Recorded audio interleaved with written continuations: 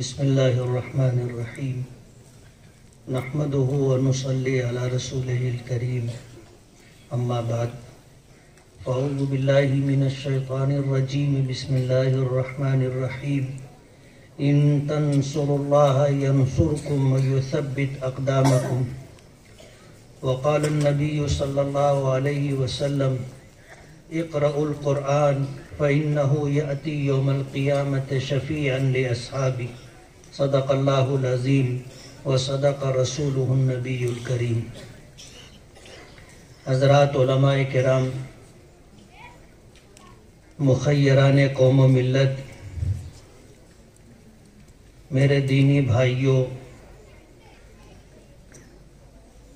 بچوں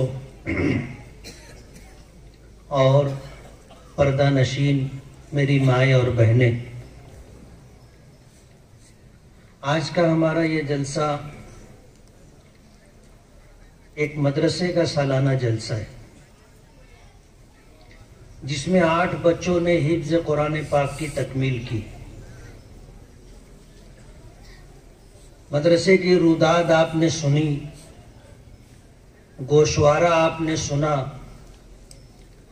اور اسی کے ساتھ جو بات میرے علم میں آئی، میں اس پر اہلیان شولہ پور کو بہت بہت مبارکباد دوں گا کہ اپنے یہاں جتنے بھی مدارس شولہ پور میں چلتے ہیں، اگرچہ وہ ابتدائی کلاسوں پر مشتمل ہے، لیکن اس کے سارے اخراجات شولہ پور سے ہی پورے ہو جاتے ہیں، اور ان مدارس کے ذمہ داران کو اور ان کے لیے سرمایہ فراہم کرنے والے افراد کو شولہ پور سے نکل کر کے مہاراشٹر میں اور ملک بھر کے دوسرے شہروں میں جانے کی نوبت نہیں آتی۔ کاش یہ بیڑا اور اس مثال کو سن کر کے ہر شہر اپنائے کہ ہمارے اپنے شہر میں جو ادارے ہیں جو دین کی خدمت کر رہے ہیں، ان اداروں کے اخراجات شہر سے ہی پورے ہو جائیں اور ان مدرسوں کے ذمہ داران کو دوسرے شہروں تک جانے کی نوبت نہ آئے۔ میں شولہ پور کے ان احباب کو جنہوں نے اپنی محنت اور حلال کمائی سے ادارے کا تعاون کیا، اور یہ ادارہ آپ کے ہی تعاون سے الحمدللہ سال بھر چلتا رہا، اور آج 8 بچوں کی شکل میں انہوں نے اپنی خدمات آپ کے سامنے پیش کی۔ میں مبارکباد دوں گا ادارے کے ذمہ داران کو کہ ان 8 بچوں میں سے 4 بچے ایسے ہیں جنہوں نے ایک نشست میں، یعنی ایک نشست سے مراد جب انہوں نے اپنے استاذ کو قرآن پاک سنانا شروع کیا تو تسلسل کے ساتھ قرآن پاک سناتے رہے۔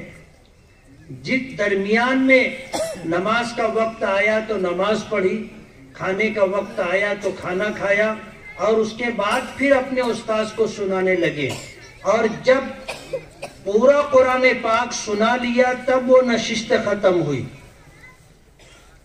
سننے میں تو ہم لوگوں کو کوئی ایسی اہم بات یا بڑی بات محسوس نہیں ہوتی، لیکن میری اس بات سے جو حفاظ کرام ہیں وہ بھی اتفاق کریں گے اور آپ حضرات بھی اتفاق کریں گے۔ ایک نشست میں پورا قرآن پاک زبانی سنانا کوئی معمولی بات نہیں ہے، یہ اللہ کا کلام ہے، اللہ کا کلام ہے۔ حضرت قتادہ رضی اللہ تعالیٰ عنہ بہت مشہور صحابی گزرے، انہوں نے یہ بات کہی ہے، ان کے ملفوظات کہیے یا ان کا قول کہیے کہ اعطیت هذه الامہ الحفظ، کہ اللہ تعالیٰ نے اس امت کو حفظ قرآن پاک کی، حفظ کتاب الہی اور کلام الہی کی دولت عطا کی۔ وَكَانَ مَنْ قَبْلَنَا، ہم سے پہلے جو امتیں گزری ہیں، لا يقرؤون کتابهم الا نظرا، وہ اپنی کتاب کو جب تک وہ پورا قرآن پاک اپنے استاذ کو ایک نشست میں سنا نہ لے، اور اس کے لیے شروع سے محنت کی جاتی ہے، شروع سے، کہ جب بچہ سنانا حفظ کرنا شروع کرتا ہے تو پہلا پارہ مکمل ہو گیا تو جب تک وہ پورا پارہ اپنے استاذ کو سنا نہیں لے گا دوسرا پارہ شروع نہیں کروایا جاتا۔ جب پہلا پارہ اس نے سنا لیا تو دوسرا پارہ سبق دیتے ہیں وہ شروع کرتا ہے۔ 2 پارے ہو گئے تو جب تک 2 پارہ سنا نہیں لیتا تیسرا پارہ شروع نہیں ہوتا۔ جب 2 پارہ سنا لیا تو تیسرا پارہ شروع کرتے ہیں۔ اس طرح جب وہ 5 پارے سنا لیتا ہے تو چھٹا پارہ اس وقت شروع کرتے ہیں جب یہ 5 پارہ وہ زبانی سنا لے۔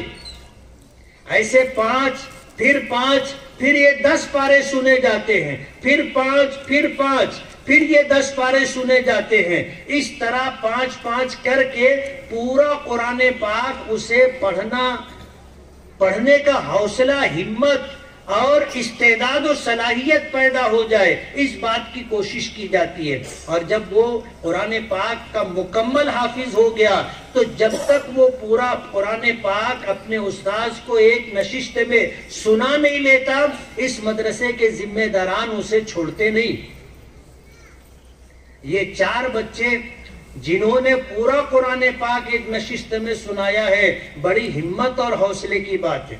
اللہ اس نعمت پر انہیں شکر گزاری کی توفیق عطا فرمائے اور قدردانی کی دولت عطا فرمائے۔ یہ اتنی بڑی نعمت ہے اور اتنی جد و جہد اور محنت کے بعد اللہ نے یہ نعمت عطا کی ہے، اس کو باقی رکھنے کے لیے انہیں زندگی بھر قرآن کریم پڑھنا پڑے گا۔ اگر وہ یہ چاہتے ہیں کہ یہ نعمت باقی رہے تو روزانہ انہیں کم سے کم 3 پارے کی تلاوت کرنا چاہیے۔ 10 دن میں ایک قرآن پاک مکمل ہوگا۔ اللہ مزید پڑھنے کی توفیق عطا فرمائے، یہ ان کے لیے سعادت کی بات ہوگی۔ قرآن کریم میں 7 منزلیں ہیں، اگر روزانہ 1 منزل کی یہ تلاوت کریں گے تو 1 ہفتے میں قرآن پاک مکمل ہو جائے گا۔ اور ظاہر بات ہے کہ اتنی محنت کے ساتھ انہوں نے یہ دولت حاصل کی ہے تو اس کی حفاظت اور اس کی بقا کے لیے زندگی بھر ان کو اپنا ایک معمول بنانا ہوگا قرآن کریم کی تلاوت کا۔ اور یہ آسان بات نہیں ہے پورا قرآن پاک ایک نشست میں۔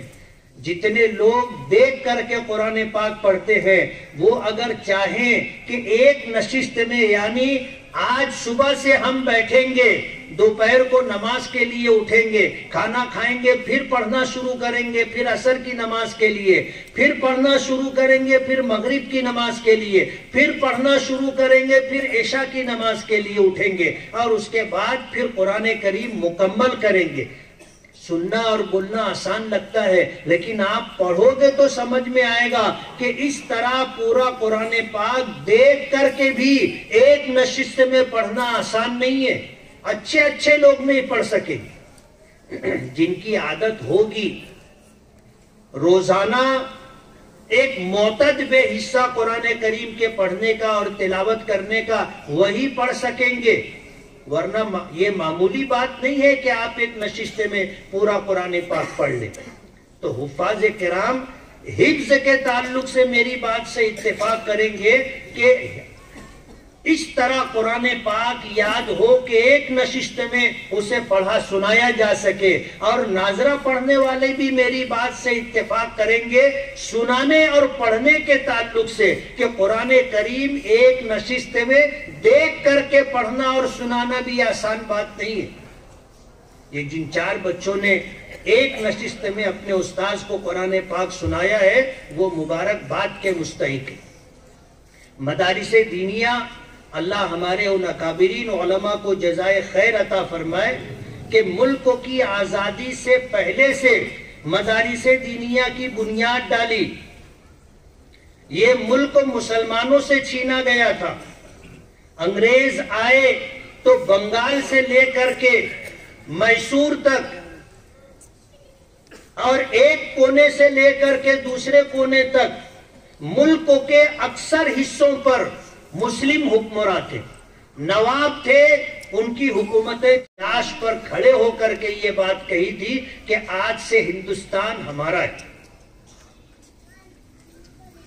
انگریز اس ملک پر قابض ہوئے حکومت، اور ملک کو انہوں نے ہم سے چھینا تھا۔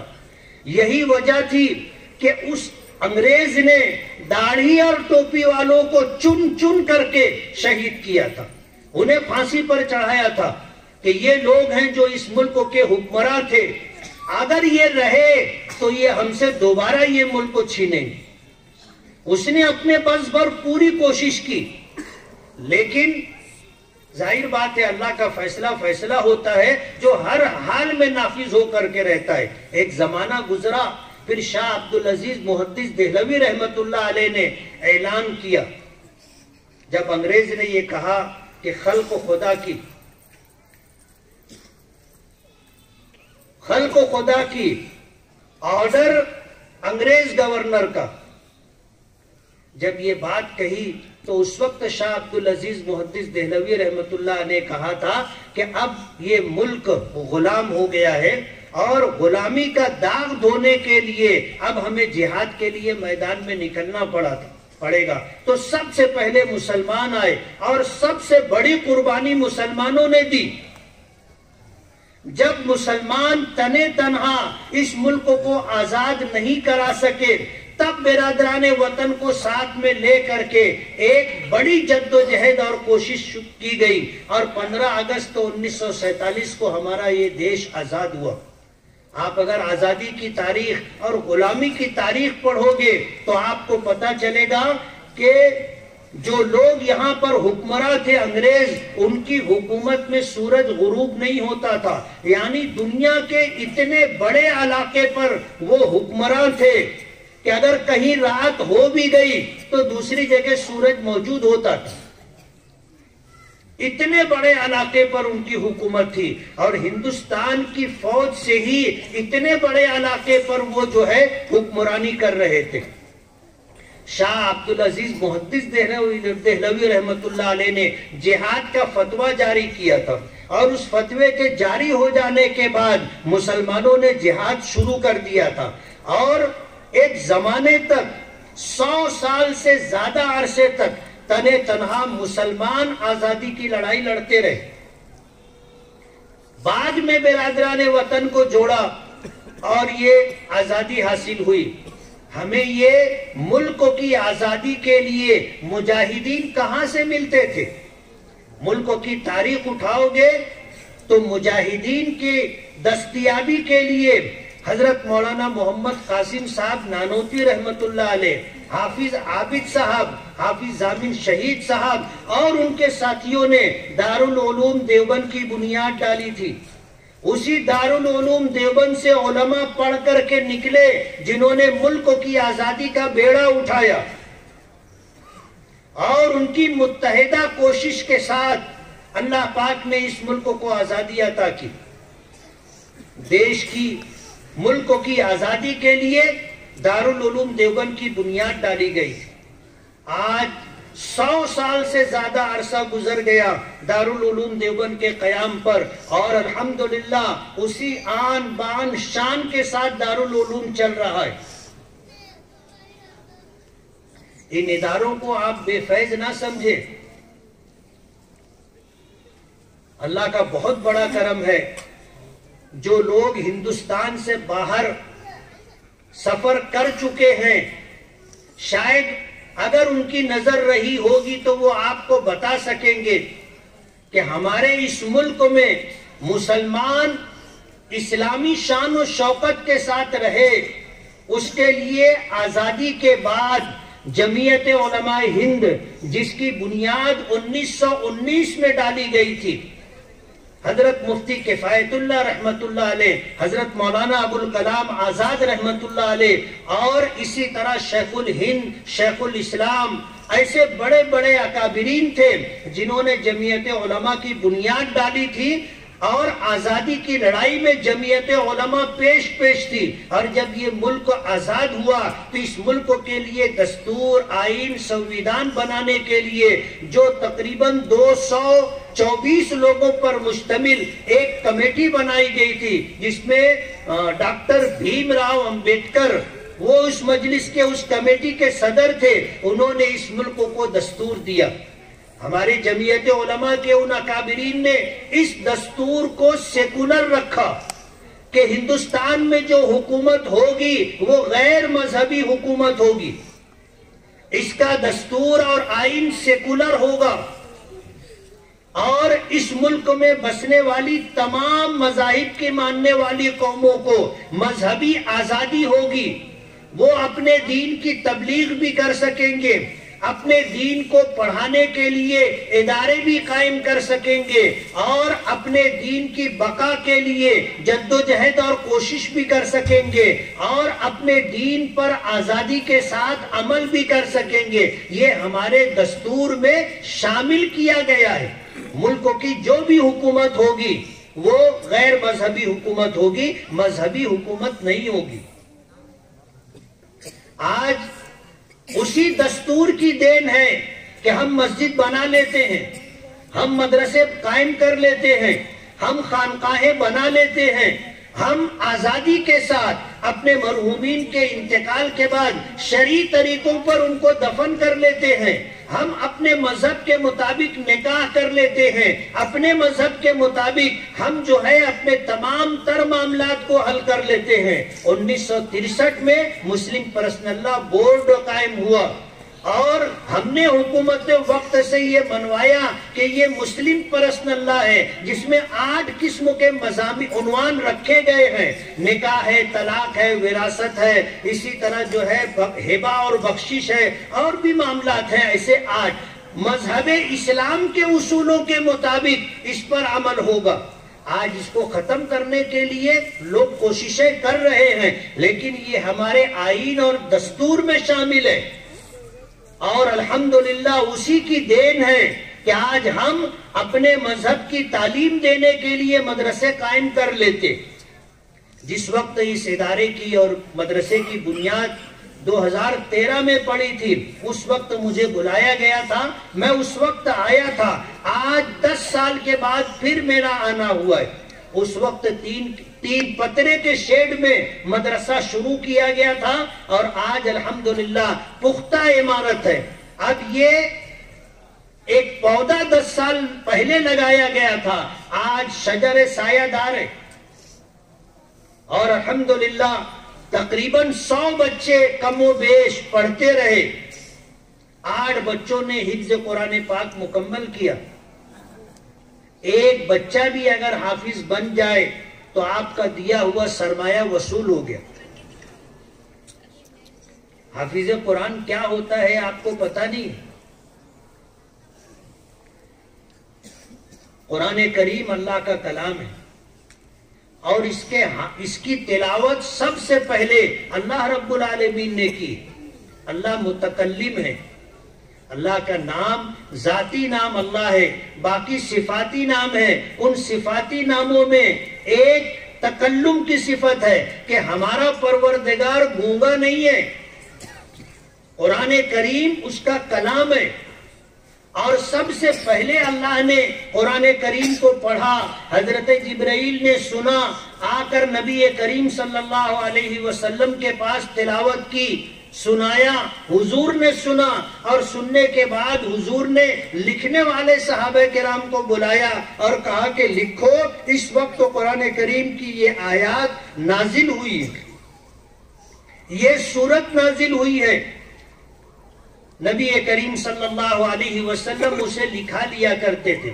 سورہ قیامہ میں ایک آیت ہے جس کی تفسیر یہ ہے کہ جب حضرت جبرائیل اللہ پاک کی طرف سے قرآن کریم کی آیات سن کر کے آتے تھے اور حضرت محمد الرسول اللہ صلی اللہ علیہ وسلم کے پاس سنایا کرتے تھے، تو ہمارے آقا جناب رسول اللہ صلی اللہ علیہ وسلم حضرت جبرائیل کے پڑھنے کے ساتھ ساتھ پڑھنے کی کوشش کرتے تھے۔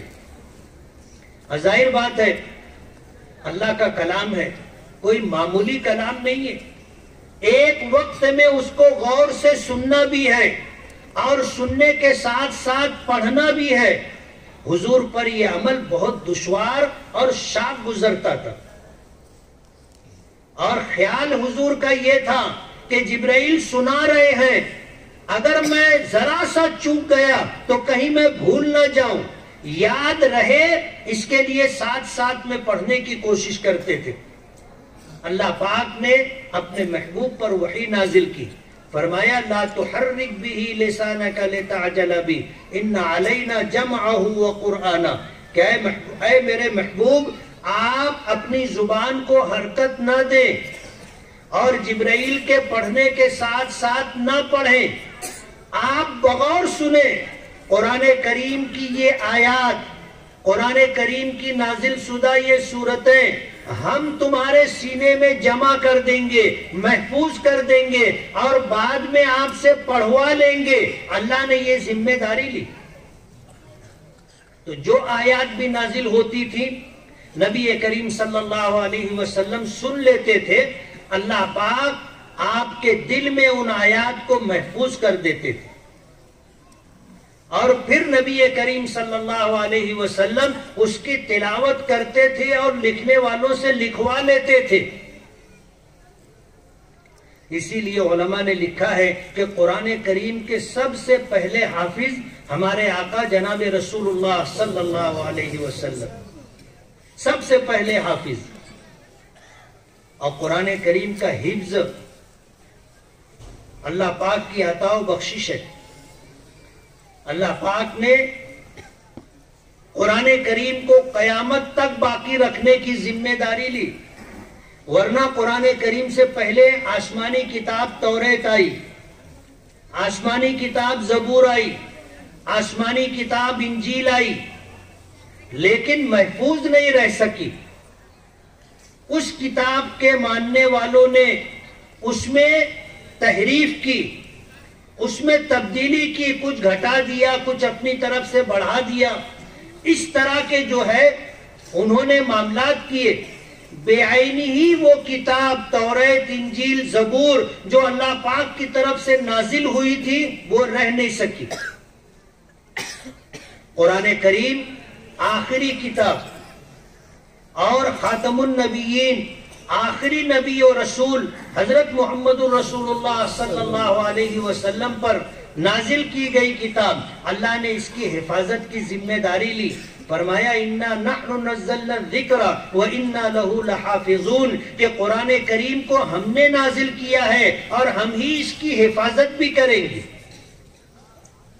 اب یہ قرآن کریم محفوظ رہے، اللہ پاک نے اس کے حفظ کرنے کی، اس کو حفظ کرنے کی اس امت کو جو ہے تلقین کی.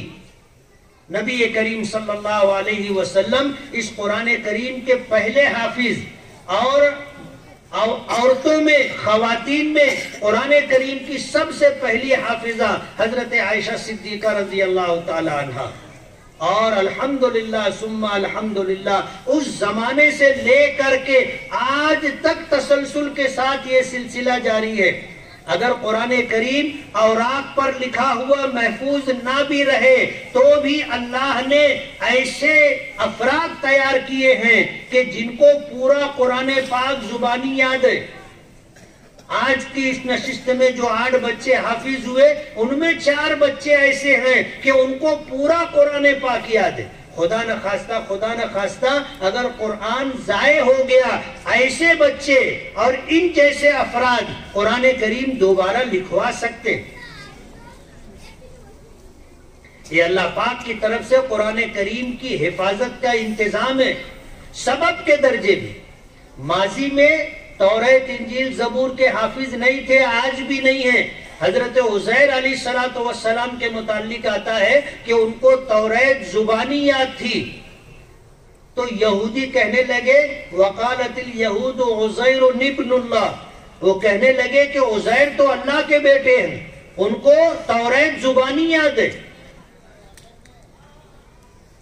ایک فرد کو، ایک نبی کو توریت زبانی یاد تھی، تو اس قوم نے، یہودیوں نے ان کے متعلق یہ بات کہنی شروع کر دی کہ یہ تو اللہ کے بیٹے ہیں۔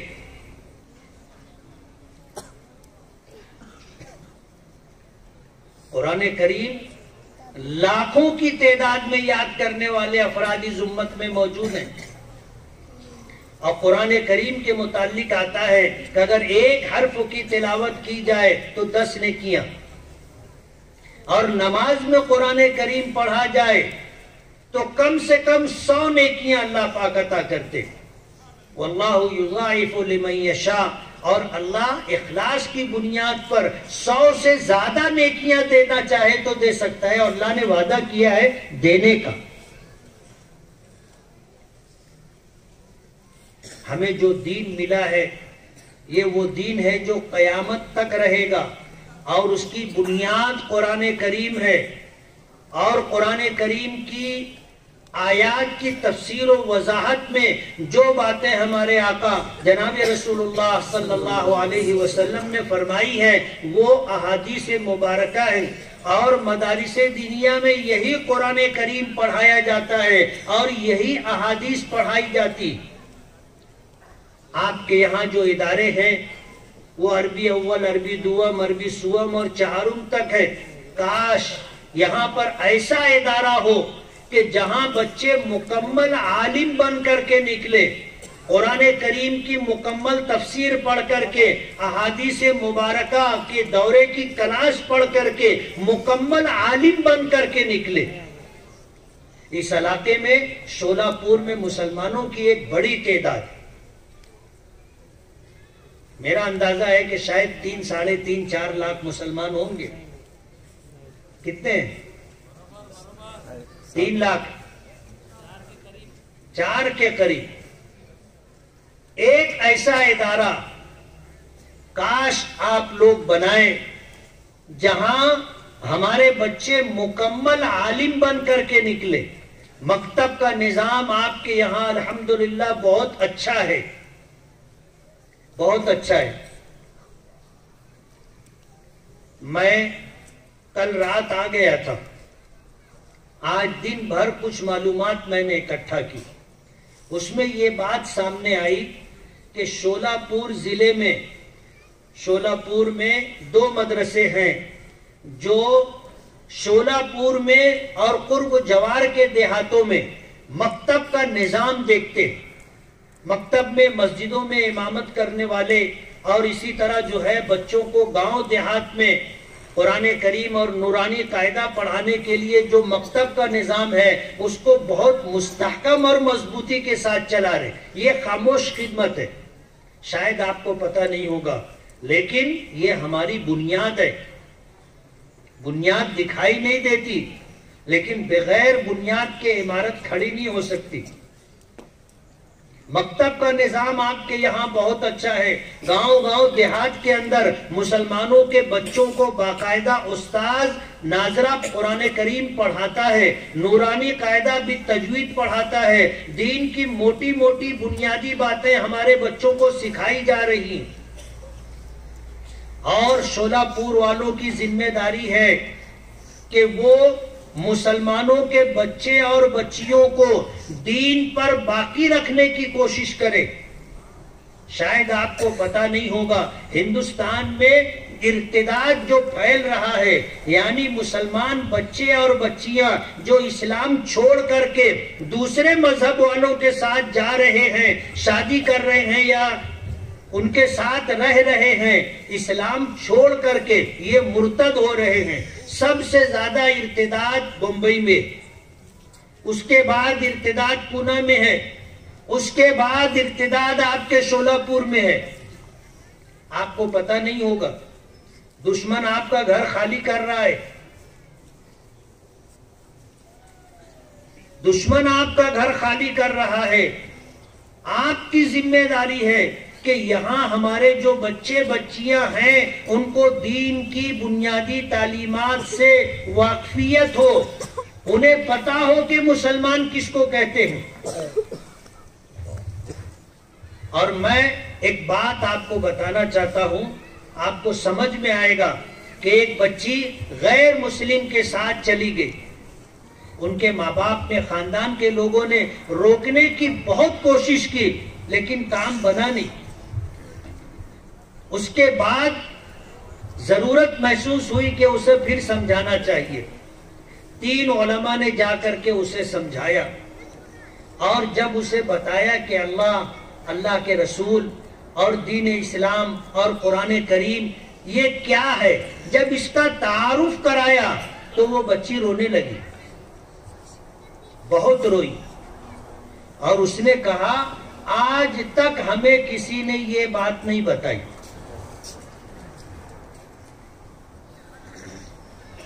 آج تک کسی نے یہ بات نہیں، یعنی وہ مسلمان ماں باپ کی بیٹی تھی، مسلم گھرانے میں جوان ہوئی تھی، لیکن ماں باپ کو بھی پتا نہیں تھا، اولاد کو بھی پتا نہیں تھا کہ مسلمان کس کو بولتے ہیں، اللہ اس کے رسول کے متعلق ہمارا عقیدہ، ہماری سوچ کیا ہے۔ بچی کو کچھ نہیں معلوم تھا۔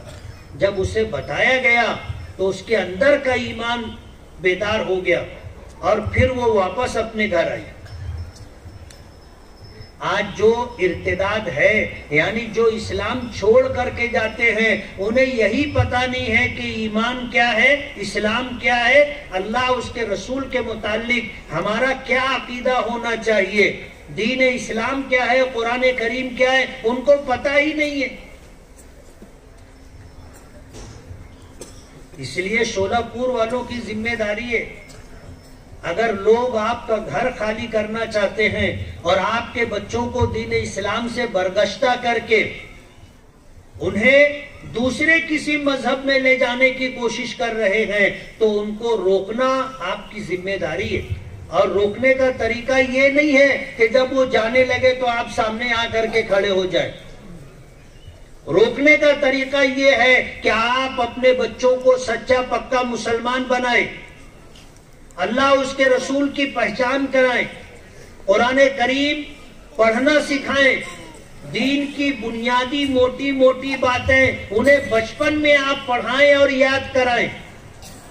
آپ اپنے بچوں کو ڈاکٹر بھی بناؤ، انجینئر بھی بناؤ، آپ پروفیسر بھی بناؤ، بڑی بڑی ڈگریاں دلواؤ، گریجویٹ بناؤ، سب کچھ کرو، لیکن پہلے انہیں سچا پکا مسلمان بناؤ۔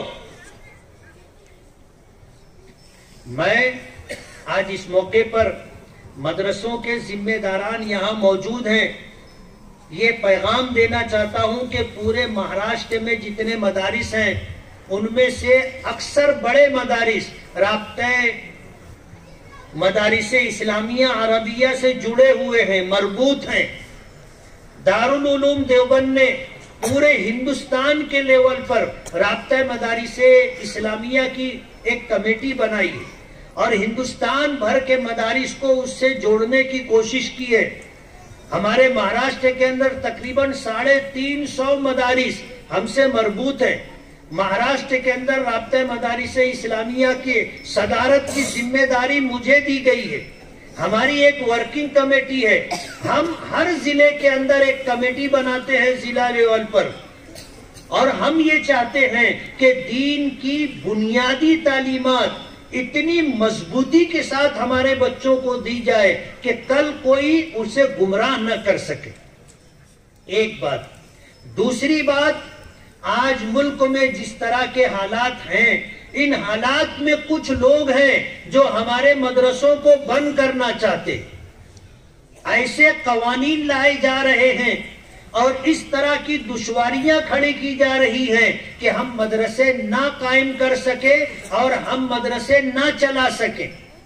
اس کے لیے اکابرین علماء نے سر جوڑ کر کے بیٹھ کر کے ہندوستان بھر لیول پر یہ کمیٹی بنا کر کے فیصلہ لیا کہ ہمیں اپنے مدرسوں میں پرائمری اول سے لے کر کے 10ویں تک کی تعلیم بھی رکھنی ہے۔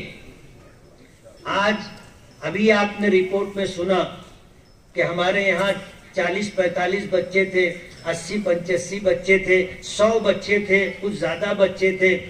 بچوں کو لانا پڑتا ہے۔ آپ اپنے یہاں اسکول شروع کیجئے، آپ اسکول شروع کرو گے، لوگ اپنے بچوں کو اسکولی تعلیم دلانا چاہتے ہیں۔ آپ کے یہاں رہنے کی جگہ نہیں رہے گی، اتنے بچے آپ کے پاس آئیں گے۔ اور اس میں فائدہ ہمارا یہ ہے کہ آج لوگ یہ چاہتے ہیں کہ اس کا بچہ پڑھا لکھا ہو۔ سرکاری طور پر حافظ کو پڑھا لکھا نہیں مانا جاتا، عالم کو پڑھا لکھا نہیں مانا جاتا۔ اگر وہ 10ویں پاس ہوگا، 12ویں پاس ہوگا، آگے کی تعلیم لے گا تو وہ پڑھا لکھا مانا جائے گا۔ آنے والے دنوں میں اب پاسپورٹ الگ الگ کلر کے آئیں گے، جو پڑھا ہوا ہوگا اس کا پاسپورٹ الگ کلر کا ہوگا، جو جاہل ہوگا یا جاہل مانا جائے گا اس کا پاسپورٹ الگ کلر کا ہوگا۔ اپنے مدرسوں میں آپ اسکول کا پرمیشن لیں اور اپنے مدرسے کی تعلیم کے ساتھ ساتھ آپ بچوں کو پہلی پرائمری سے لے کر کے 8ویں تک، پھر 9ویں اور 10ویں تک، اور اللہ آپ کو توفیق دے ان بچوں کو 11ویں اور 12ویں کا امتحان دینے کے لیے تیاری کروائیں، اور انہاں جو امتحانی مراکز ہوتے ہیں وہاں ان سے امتحان دلوائیں، تو ہی یہ ہمارے ادارے چل سکیں گے۔ ورنہ اگر آپ کے یہاں عصری تعلیم اگر آپ نے نہیں رکھی، آنے والے دنوں میں ایسے قوانین آئیں گے کہ آپ کو مدرسے بند کرنے پڑیں گے۔ ظاہر بات ہے اگر ہم نے مدرسہ بند کر دیا تو ہمارا دین ہم سے ختم لے لیا جائے گا۔ جب مدرسے ہی نہیں رہیں گے تو جو حافظ ہیں وہ جب تک ہیں، جو عالم ہیں وہ جب تک ہیں۔ جب نئے حافظ اور عالم بننا بند ہو جائیں گے تو آگے کوئی ہمیں دین کی بات بتانے والا، مسئلے مسائل بتانے والا نہیں رہے گا۔ آج جو ارتداد کی لہر ہے کہ اسکولوں میں، کالجوں میں پڑھنے والے بچے اور بچیاں اسلام چھوڑ کر کے جا رہے، ان کے پاس دین کی تعلیم نہیں ہے۔ آپ اپنے اسکول قائم کریں، لڑکیوں کے الگ، لڑکوں کے الگ اسکول قائم کریں، اور انہیں اسکول کی تعلیم کے ساتھ ساتھ دین کی تعلیم بھی دیں، انہیں سچا پکا مسلمان بنائیں۔ یہ ہماری وقت کی ضرورت ہے، آج نہیں تو کل آپ کو کرنا پڑے گا۔ میں نے مدرسے کے ذمہ دار سے پوچھا کہ آپ کے مدرسے کی زمین کتنی ہے؟ انہوں نے کہا 2 ایکڑ۔ شہر کے باہر اگر آپ اسکول کا پرمیشن لینے جائیں گے تو 2 ایکڑ جگہ کا ہونا لازمی اور ضروری، اور شہر کے اندر اگر آپ اسکول جاری کرنا چاہتے ہیں تو 1 ایکڑ جگہ آپ کے پاس ہونا ضروری۔ مدرسے کو اللہ نے پہلے سے 2 ایکڑ جگہ دی۔ آپ اپنے بائی لاز میں، اپنے اصول و ضابطے کے اندر ترمیم کریں، اور دینی تعلیم کے ساتھ ساتھ آپ اسکولی تعلیم بھی جاری کریں، تو ہمارے بچے اگر 10ویں تک جاتے ہیں تو انہیں دین کی تعلیم بھی مل جائے گی، اور الحمدللہ ہمارا بچہ 10ویں پاس بھی کر لے گا۔ مالیگاؤں میں ہم لوگ اس لائن کی کوشش کر رہے ہیں، اور ہم نے پیچھے سے ایک کوشش کی کہ اسکول میں پڑھنے والا بچہ ایک وقت اسکول میں جاتا ہے، دوسرے وقت مدرسے میں آنا چاہیے۔ پچھلے سال بڑے مدرسوں میں اور مکتب میں بننے والے حفاظ کرام کی تعداد 550 سے زیادہ تھی، اور ان میں تقریباً 250 کے قریب وہ حفاظ تھے، بچے اور بچیاں، جو ایک وقت اسکول میں پڑھ رہے ہیں اور دوسرے وقت مکتب میں آ کر کے انہوں نے ناظرہ پڑھا، دین کی بنیادی تعلیم لی، اللہ نے حفظ کا شوق دیا، 2 سال 3 سال 4 سال میں وہ حافظ بن گئے۔ ہم یہ چاہتے ہیں کہ آنے والے دنوں میں اگر کوئی ٹیچر ہو تو حافظ بھی ہو، ٹیچر ہو تو دین کا جاننے والا بھی ہو، ڈاکٹر ہو تو دین کا جاننے والا بھی ہو، پروفیسر ہو تو دین کا جاننے والا بھی ہو۔ ورنہ دکھ کے ساتھ کہنا پڑتا ہے کہ بڑی بڑی جو کانفرنسیں ہوتی ہیں، ہم لوگوں کا جانے کا اتفاق ہوتا ہے، ہم میں جن لوگوں کو دانشور کہا جاتا ہے، جن کے پاس عصری لائن سے بڑی بڑی ڈگریاں ہیں، دینی لائن سے 0 اور 0 ہوتے، انہیں دین کی کوئی معلومات نہیں ہوتی اور دنیا ان کو دانشور کہتی. ایسے حالات ہے. اس لیے ضرورت ہے اس بات کی کہ اب ہمیں اپنے مدارس کو بافیض بنانے کے لیے ہمارے یہ مدارس باقی رہے، ہمیں ساتھ میں اسکولی تعلیم بھی رکھنا پڑے گا.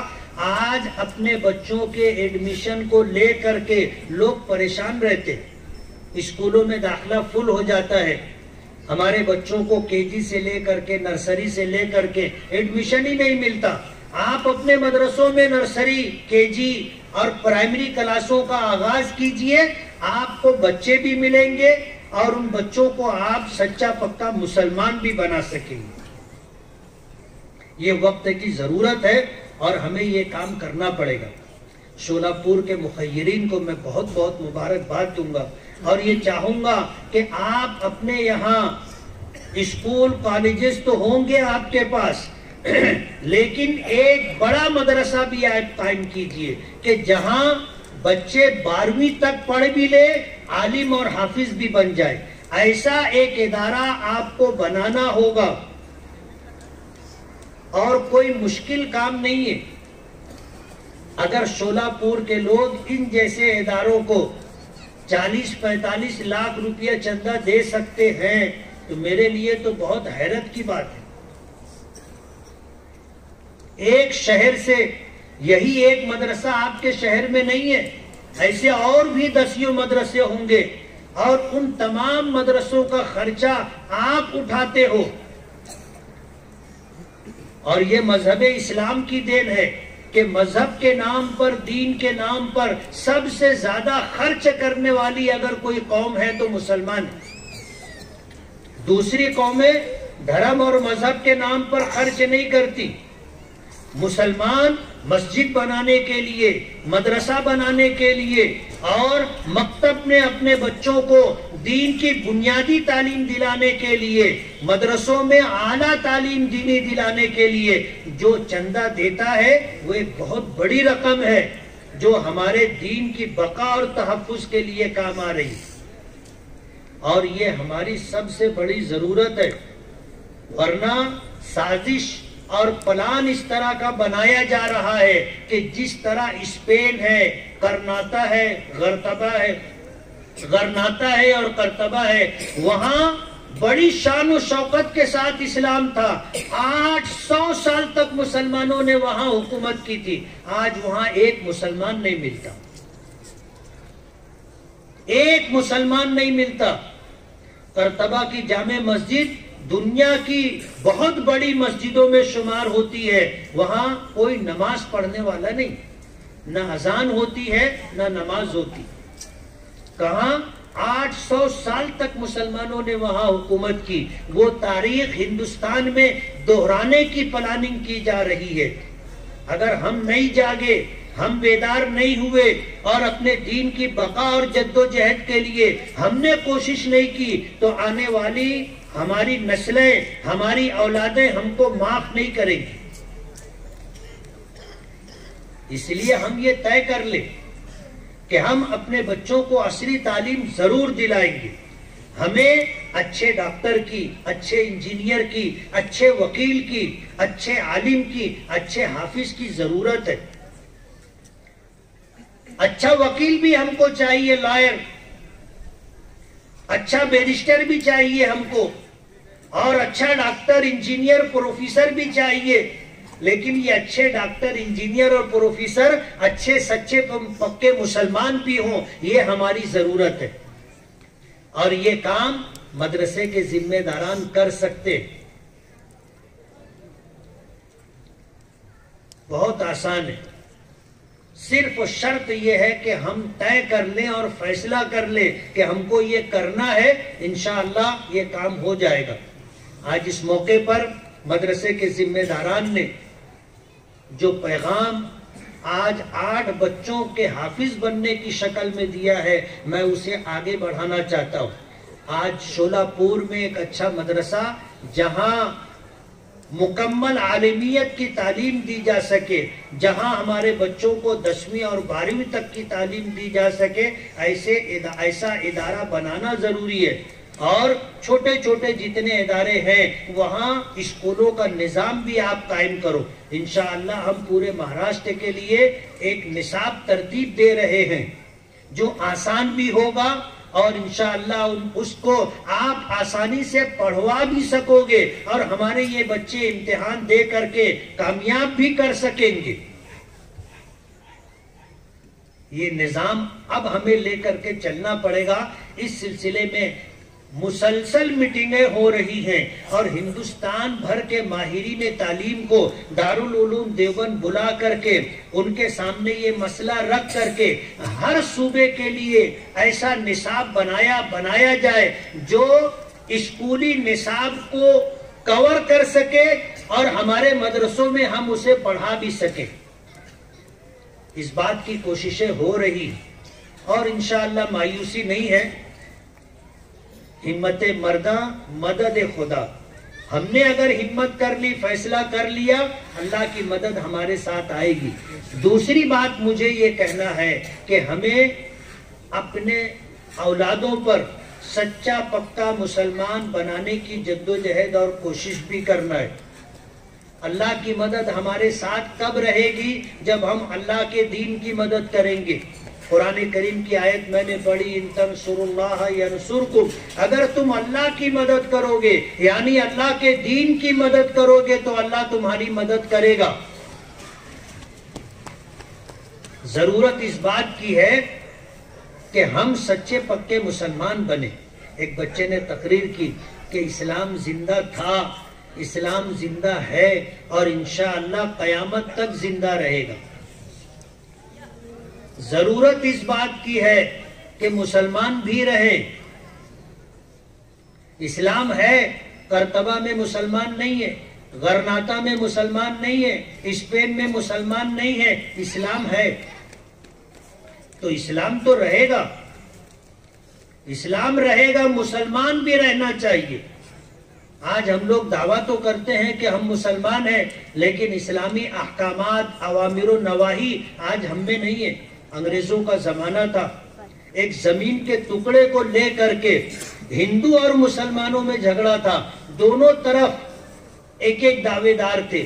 مسلمان کہتا تھا کہ یہ پلاٹ میرا ہے، ہندو کہتا تھا کہ یہ پلاٹ میرا ہے، اور یہ مقدمہ انگریز کی عدالت میں گیا۔ مسلمان نے اعلان کیا کہ اگر میرے حق میں فیصلہ ہوگا تو میں یہاں مسجد بناؤں گا۔ سب مسلمان اس کے ساتھ جڑ گئے کہ یہ اس کے حق میں فیصلہ ہو تو ایک مسجد بنے گی۔ ہندوؤں نے بھی اعلان کر دیا کہ اگر یہ پلاٹ ہم کو ملا، ہمارے حق میں فیصلہ ہوا، تو ہم یہاں پر مندر بنائیں گے۔ انگریز نے اندازہ لگا لیا کہ بڑا خون خرابہ ہوگا، بہت بڑا مسئلہ پیدا ہو گیا۔ اب کیسے فیصلہ ہو؟ ایسا فیصلہ جس سے امن و امان، لائے نڈر باقی رہے۔ دونوں فریق سے الگ الگ رہ کر کے جج نے مشورہ کیا۔ ہندوؤں کی طرف سے یہ بات آئی کہ مسلمانوں میں فلاں شخص ہے، آپ اس کو حکم بنا دو۔ اگر وہ فیصلہ کر دے کہ یہ زمین مسلمانوں کی ہے تو ہم مسلمانوں کو دے دیں گے، اور اگر وہ فیصلہ کر دے کہ یہ زمین ہندوؤں کی ہے تو ہم مان لیں گے۔ آپ مسلمانوں سے پوچھو۔ انگریز جج نے مسلمان کو بلایا، ذمہ داروں کو بلایا، اور ان سے پوچھا کہ اگر مفتی الہی بخش کاندھلوی کو اس پلاٹ کے تعلق سے حکم اور فیصل بنایا جائے تو تم قبول کرو گے ان کا فیصلہ؟ خوش ہو گئے کہ ہاں ہم قبول کریں گے، مان لیں گے۔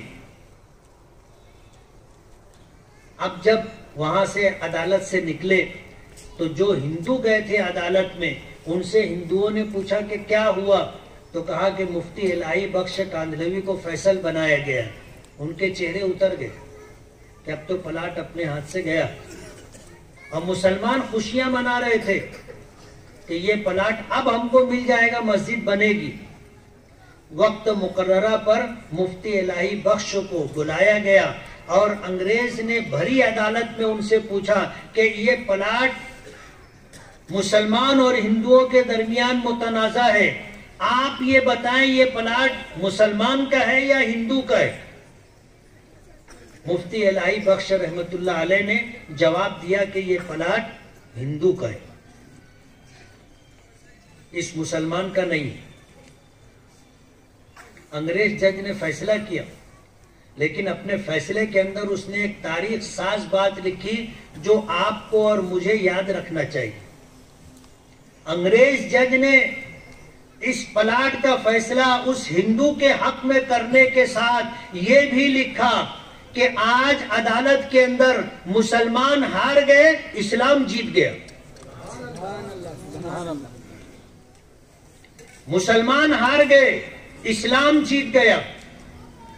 اور جس ہندو کے حق میں یہ فیصلہ ہوا تھا، مفتی الہی بخش کے فیصلے کے بعد اس نے کہا کہ اگر مسلمانوں میں ایسے لوگ موجود ہیں جو حق کی بات کرتے ہیں تو میں اسلام قبول کرنا چاہتا ہوں۔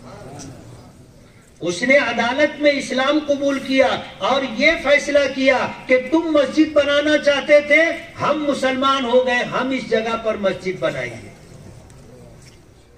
آج ضرورت ہے کہ ہم مسلمان رہیں، حق اور انصاف کی بات کریں، امن و امان باقی رہے، لوگوں کی جان مال عزت و آبرو محفوظ رہے۔ مسلمان کو ایسا ہونا چاہیے۔ مسلم شریف کی روایت ہے، المسلم من سلمہ المسلمون من سلمہ الناس۔ مسلمان وہ ہوتا ہے جس کے ہاتھ سے، جس کی زبان سے ساری انسانیت محفوظ ہے۔ آج ہم میں اسلام کا نام تو ہے، لیکن اسلام ہماری زندگیوں میں، ہمارے گھروں میں، ہماری اولادوں میں، ہماری تقریبات میں ہے یا نہیں ہے، یہ دیکھنے کی بات ہے۔ آج ہم مسلمان کہلانا چاہتے ہیں، ہم مسلمان ایمان والا کہلانا چاہتے ہیں، لیکن سچے پکے مسلمان اور سچے پکے ایمان والے بنے، اس کے لیے ہمارے پاس کوئی پروگرام نہیں۔ میں آج آپ کو یہ پیغام دے کر کے جاتا ہوں کہ شولہ پور کے لوگوں، آپ اپنی آنے والی نسلوں کو سچا پکا مسلمان بناؤ۔ اسلام قیامت تک رہے گا، لیکن مسلمان آن بان شان کے ساتھ باقی رہے، اس کے لیے آپ کو اور اپنی اولادوں کو سچا پکا مسلمان بننا اور بنانا پڑے گا۔ زبانی دعووں سے کچھ نہیں ہوتا۔ ایک بچے نے آپ کو تقریر سنائی، اتنا بڑا مجمع ہے، اگر کوئی ہندو آ کر کے، کوئی عیسائی آ کر کے، کوئی یہودی آ کر کے یہ کہے کہ تم میں کوئی ایک ایسا شخص ہو جو کھڑا ہو کر کے یہ کہہ سکے کہ اسلام کی جتنی تعلیمات ہے تم دیکھنا چاہو تو مجھ کو دیکھ لو، ہے ہم میں کوئی ایسا؟ ہم نام کے مسلمان ہیں، برا مت ماننا میری بات کو، اور تھوڑے بہت مسلمان بھی ہیں۔ مکمل اسلام ہماری زندگیوں میں نہیں ہے، وہ ہمیں اپنی زندگی میں لانا ہوگا۔ مکمل اسلام اگر ہماری زندگیوں میں مکمل اسلام ہوگا تو انشاءاللہ اسلام پوری دنیا پہ غالب آ جائے گا۔ کہتے ہیں نا، الحق یعلو ولا یعلی علیہ، حق ہی غالب رہے گا، کبھی حق مغلوب نہیں ہوتا۔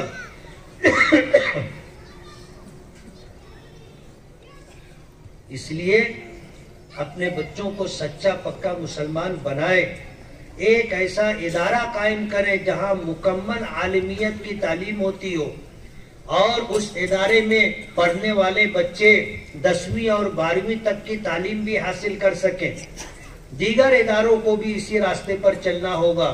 اپنے بچوں کو سچا پکا مسلمان بناؤ گے تو انشاءاللہ ارتداد کا یہ فتنہ ہمارے یہاں سے ختم ہو جائے گا۔ ورنہ آپ کو پتہ نہیں ہوگا، میں بتا کے جا رہا ہوں کہ سب سے پہلے نمبر پر مہاراشٹر کے اندر ارتداد سب سے زیادہ بمبئی میں ہے، اس کے بعد پونا میں ہے، اور تیسرے نمبر پر آپ کا شولاپور ہے۔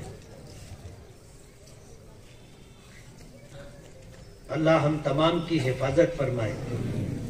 آج اس موقع پر اس گفتگو میں جو باتیں میں نے اپنی رکھی ہے، میرا درد دل تھا جو میں نے رکھا ہے، اللہ مجھے بھی اس پر عمل کرنے کی توفیق دے، اور آپ کو بھی اللہ اس پر عمل کرنے کی توفیق دے۔ وآخر دعوانا ان الحمدللہ رب العالمین۔